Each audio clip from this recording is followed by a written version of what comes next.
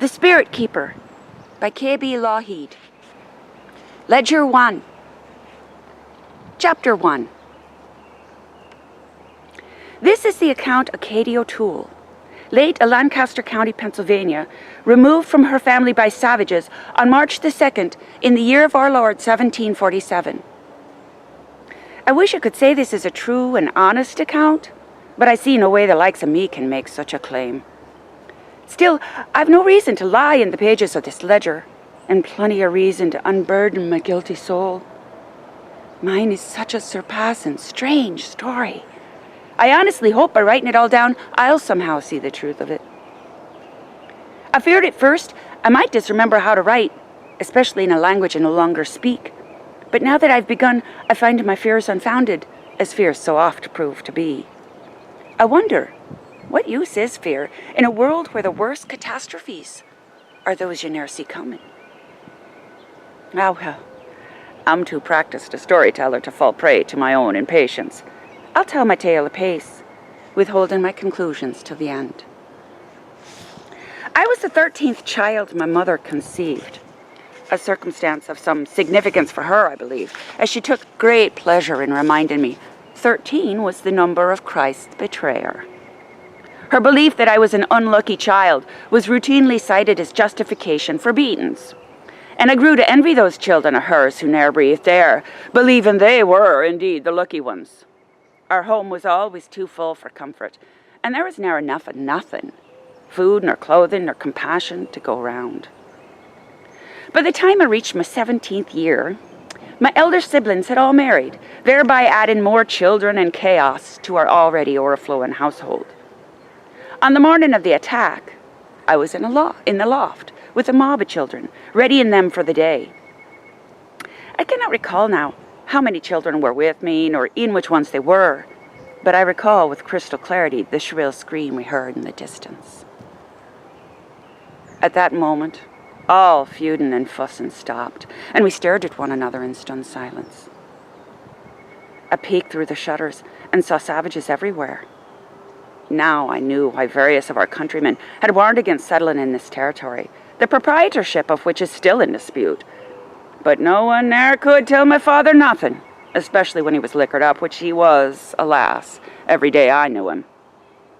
When I was small, my gran told tales of how father had been the son of a lord back in Ireland, how rich he was, and wanton, due to inherit the earth or such like.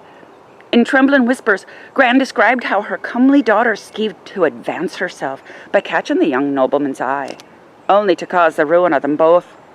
Instead of becoming gentrified, Gran suddenly found herself the hapless chaperone of the exiled couple as they struggled to find a place for themselves in the crude colonies across the sea.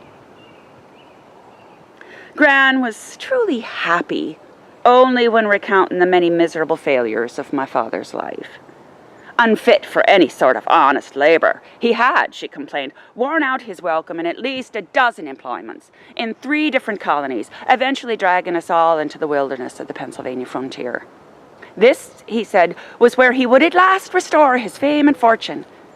For my part, I ne'er stopped longing to return to Philadelphia, where my brother James remained with his wife and children. I determined to find my way back there at the first opportunity. Throughout my childhood, I listened wistfully to Gran's tales of the old world, the ancient cities with stone castles, shining cathedrals, and cobblestone streets. But the only world I knew was filled with filth and toil and strife and turmoil. We siblings fought furiously over every scrap of food or cloth, except during those occasions when father had a notion to school us. Then we must all sit together, boys and girls, reading as he instructed from the Bible or other books. No matter how poor we were, we always had piles of books. We soon memorized father's favorite passages, for if any of us made a mistake, he would deny supper to us all and drink himself to sleep, grumbling o'er our shortcomings as saliva dribbled from his lips. If liquor made our father sloppy, endless labors and disappointments made our mother cruel. I remember not a single gentle word from her lips, and the abundance of babies with which she had been blessed merely provided her with targets for her frustrations and rage. We girls were set to work from infancy, cooking, sewing, and tending to the younger ones. If we spilt a drop of stew, or dropped a stitch, or allowed a child to cry in mother's presence, she immediately reached for her switch. Once when I let the cook fire die, I ended up curled in a ball on the floor, blood seeping from the switch cuts on my back and arms. Gran finally grabbed my mother's hand and shouted, "Do you mean to kill that child?" But even with that intervention, I must still wash the blood from my shift and sew it back together myself. After Gran died, I oft dreamt of running away to the old world and living amongst the castles and cathedrals, but I had no means to achieve such a purpose. Instead, once my monthlies were established, my parents bade me follow in the footsteps of my sisters and find a husband who could save them the trouble of providing for me. The very suggestion made me shudder. Having been ill-used by men in the past, I desired no further dalliance, and even if I could stomach the notion of being pawed and slobbered o'er by a grunting lout, the pickings were slim in our remote community. My father spoke of wedding me off to a backwoodsman in hopes of expanding trade opportunities for himself, but the fellow was round too rarely for arrangements to be made. My mother was much more interested in the bid offered by an innkeeper downriver, who required a new wife to share the household burdens of his daughters, both of whom were older than I. Determined not to be enslaved at a frontier trading post for the rest of my days, I tucked my few possessions into a leather bag, strapped a wool blanket beneath, hid this bundle under one of the beds in the loft, and prepared to run for Philadelphia upon the spring thaw. But before I could accomplish my flight, the children and I heard the aforementioned scream, and the long-feared Indian attack was underway. Through the cracked shutter of the loft, I saw a savage knock my father on the head with a stone club and fall upon him to rip off his ragged scalp. I had not a moment to mourn, because I could hear my mother and sister struggling to secure the doors and windows down below. Encouraged thus to prepare my own defense, I latched the shutter and snatched the boy's musket from its hook.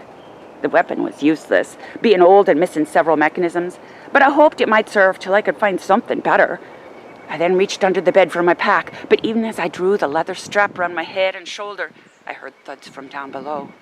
Wood splintering, screams, and scuffling.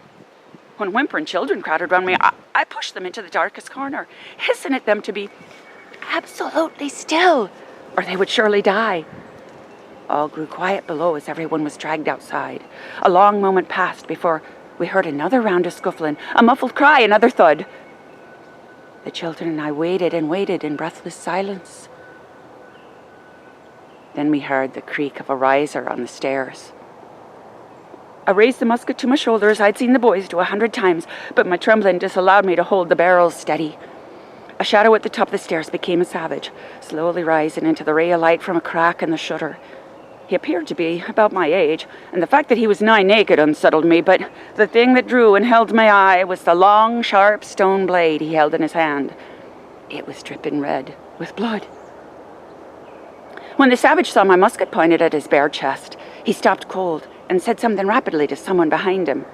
His black eyes shifted from the gun to my face. He glared at me as I stared at him along the wavering barrel of the weapon. I know not what I would have done had the savage lunged at me, but before he could, his companion on the stairs pushed up beside him and lightly touched the hand holding the menacing knife. This second savage, more than a full head shorter than the first, and perhaps a bit older, spoke with an urgency that surprised both me and my attacker. The first heathen lowered his blade, looking at his shorter companion in shock, and for a moment the children and I were forgotten, as the Indians gabbled at one another in their strange tongue. Finally, they both turned their eyes to me. The short one smiled. He spoke to me then, still smiling, as if trying to explain something very important. Of course, I understood not, so I just scowled at him, pretending I was about to shoot. The short savage extended his hand, causing me to take a step backwards. In doing so, I stumbled on a child's foot and would have fallen had not the short savage leaped to grab my arm. At that, the taller one shouted and the children screamed, but rather than molesting me in any way, the short savage was only trying to preserve me. His friend reached for my gun, but the short man stopped him with a sharp word. He then asked me something, but I was so distracted by his touch, his closeness, and his uncanny smile that the only thing I could comprehend at that moment was that I was very likely to be very dead very soon. The short Indian released my arm and repeated his question, his breath hot upon my cheek. I looked into his dark eyes, mere inches from mine. I wanted to tell him I could not understand him, but I could not for the life of me remember how to talk. I could scarce remember how to breathe. As if in a dream, I tipped up the barrel of the musket and held it out, hoping this would move him off me. He did step back, but only because his companion grabbed the gun. The taller heathen examined the musket, smelled it, and looked at me with a flash of vexation. He said something as he tossed the weapon aside, clearly telling his companion the gun was useless. At that, the short savage actually laughed. He turned back to me and grinned, a broad, bright, thoroughly irresistible grin. He held out his hand. I took it. And that is the account, as true as I can tell the tale, of how I came to be captive of the Indians.